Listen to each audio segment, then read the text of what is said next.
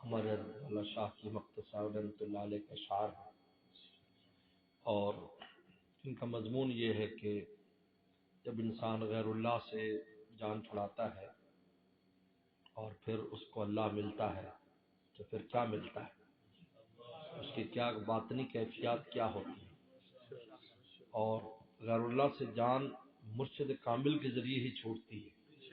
آج خود انسان جان چھڑانا چاہے جان نہیں چھڑا پاتا، لیکن جب مرشد کے زیر سایہ ہوتا ہے تو پھر اس کی محنت رنگ لاتی ہے۔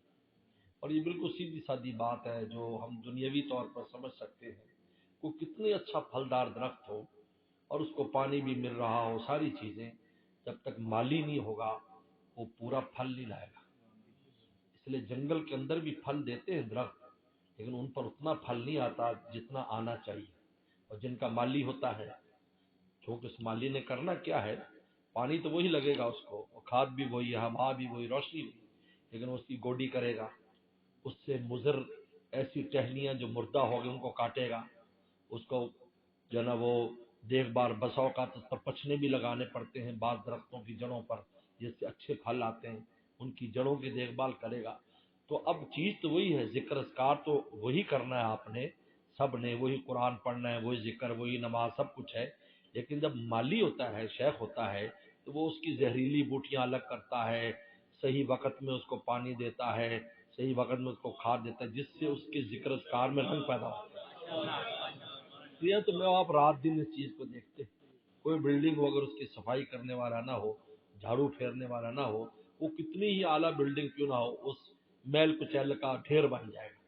اسی طرح جو شیخ کامل ہوتا ہے اس کے زیر سایہ، اس لیے حضرت تھانوی رحمۃ اللہ علیہ سے خواجہ مجذوب صاحب نے پوچھا تھا کہ حضرت جب ذکر سے کام بنتا ہے تو شیخ کی ضرورت کیا ہے؟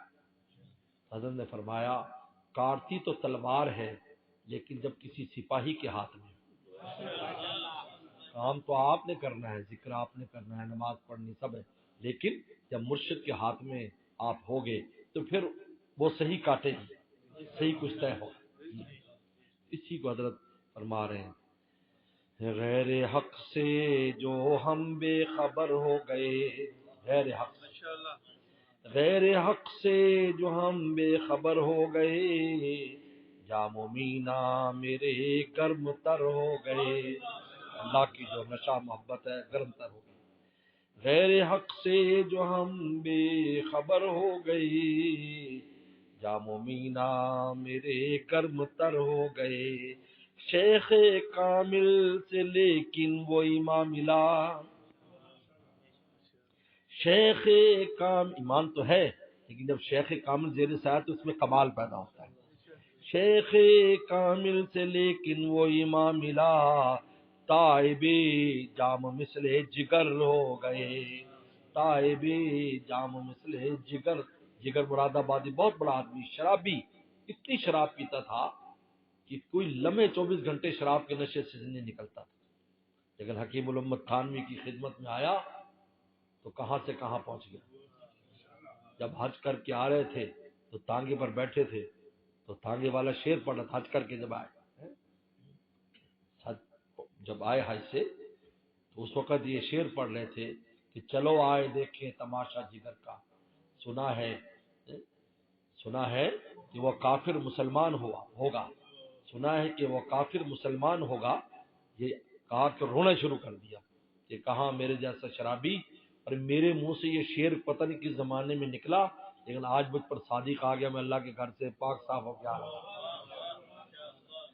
شیخ کامل سے لیکن وہ ایمان ملا، تائب جام، تائب جام یعنی شرابیں پیتے تھے کرتے تھے، تائب جام مثل جگر ہو گئے۔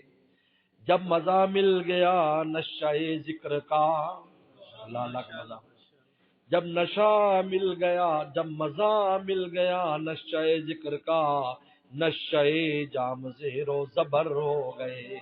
یہ جو شراب کا نشہ، دنیا کا نشہ، غیر اللہ کا نشہ، اس کے مجازی کے جتنے نشے تھے سب نشے زیر و زبر ختم ہو گئے۔ کب؟ جب اللہ کے ذکر کا نشہ ملا۔ جب مزہ مل گیا نشہ ذکر کا، نشہ جام زیر و زبر ہو گئے۔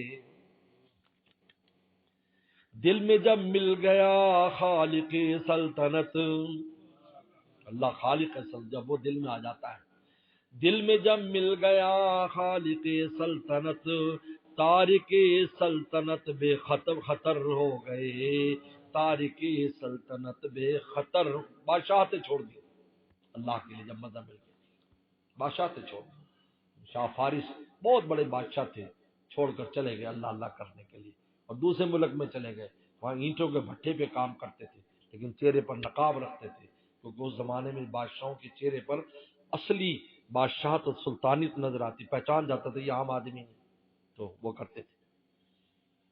تو کسی نے بتایا، CD1 نے رپورٹ دی بادشاہ کو کہ ایک آدمی ہے چہرہ چھپاتا ہے، لیکن کبھی ہوا سے ہٹ جائے تو ایسا لگتا ہے کہیں کا سلطان اور بادشاہ ہے، حالانکہ اس کے سال کی سلطنت کے تھے، لیکن وہ شور اٹھا ہوا تھا کہ وہ پتہ نہیں کدھر چلے گئے، ان کا بیٹا ان کی جگہ بیٹھا ہوا تھا۔ تو وہ بادشاہ خود آیا تحقیق کے لیے بھیس بدل کر، اور آ کر کہا کہ آپ کون ہیں؟ تو نے کہا کان ادھر کرو، کہا میں شاہ فارس ہوں، اللہ کی محبت نے مجھ سے سلطنت چھڑا دی، بس اتنا جملہ کہا کہ وہ بادشاہ بھی ان کے ساتھ تیسری سلطنت میں چلے گئے، اللہ اللہ، ایسا اثر تھا ان کی بات میں۔ دل میں جب مل گیا خالق سلطنت، تارک سلطنت بے خطر ہو گئے، تارک سلطنت بے، تو پھر ہم یہ چھوٹی چھوٹی سلطنتیں کیسے نہیں چھوڑیں گے بولو؟ وہ تو اتنی بڑی بڑی چھوڑ دی، ہم چھوٹی چھوٹی یہ جو چھوٹے چھوٹے چسکے اور جو لگے ہوئے فوراً چھوڑ دیں گا۔ کب؟ دل میں جب مل گیا خالق سلطنت، تارک سلطنت بے خطر ہو گئے۔ حضرت والا چونکہ حضرت کا ایک مزاج تھا، جب کسی ملک میں جاتے تو جنگل میں جاتے تھے اللہ اللہ کے لیے۔ بنگلہ دیش گئے تو وہ خطرناک جنگل جہاں کا شیر جو ہے نا، بنگال ٹائیگر جہاں پایا جاتا ہے، وہاں حضرت گئے کہ مجھے وہاں جانا ہے، اور رات کو 100 آدمیوں نے پہرے دیے کیمپوں کے، حضرت وہاں اللہ اللہ کے لیے۔ اس طرح پہاڑوں کے کناروں پر، پہاڑوں کے دامنوں میں، سمندروں کے کناروں پر حضرت کو یہ ماحول بہت عجیب لگتا تھا، کیونکہ حضرت نے 10 سال اپنے مرشد کے ساتھ جنگل میں گزارے تھے۔ فرماتے ہیں میں گلشن میں رہتا ہوں لیکن آہ بیابانی نہیں جاتی، تو فرما رہے دامنے کوہ میں آہ خلوت سے ہم، آہ خلوت یعنی اکیلے بیٹھ کر جو آہ کر رہے ہیں، دامنے کوہ میں آہ خلوت سے ہم، بے اثر آہ سے با اثر ہو گئے۔ بھی ویسے آہ کرتے تھے مزہ نہیں آتا تھا اور کوئی اثر پیدا، لیکن جب اللہ کی دامن کوہ میں اور جنگل ہم نے جب آہ کی تو با اثر ہو گئی۔ دامن کوہ میں آہ خلوت سے ہم، بے اثر آہ سے با اثر ہو گئے۔ جز خدا آہ کا کوئی محرم نہیں، مولانا رومی کا جو شعر میں نے پڑھا کہ آہ جو ہے اللہ، میری آہ کا تیرے علاوہ کوئی نہیں جانتا کہ میرے اندر کیا غم ہے، کیا غم ہے، میں کیوں آہ کرتا ہوں، کیا غم ہے۔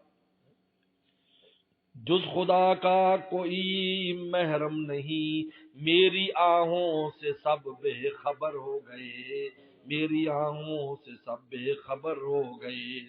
اب پیغام سنو ہمارے حضرت کا، سن لو اختر کا پیغام اے دوستو، رحمت اللہ علیہ، سن لو اختر کا پیغام اے دوستو، باخبر ہی سے ہم بے خبر ہو گئے، باخبر ہی سے ہم بے، جنہوں نے خبر دینی تھی ہم انہی کے پاس نہیں جاتے، تو بتائے گا کون؟ الرحمن فصل بھی خبیرہ، اللہ فرماتا ہے الرحمن کا پتہ خبردار سے پوچھو جس کو پتہ ہے۔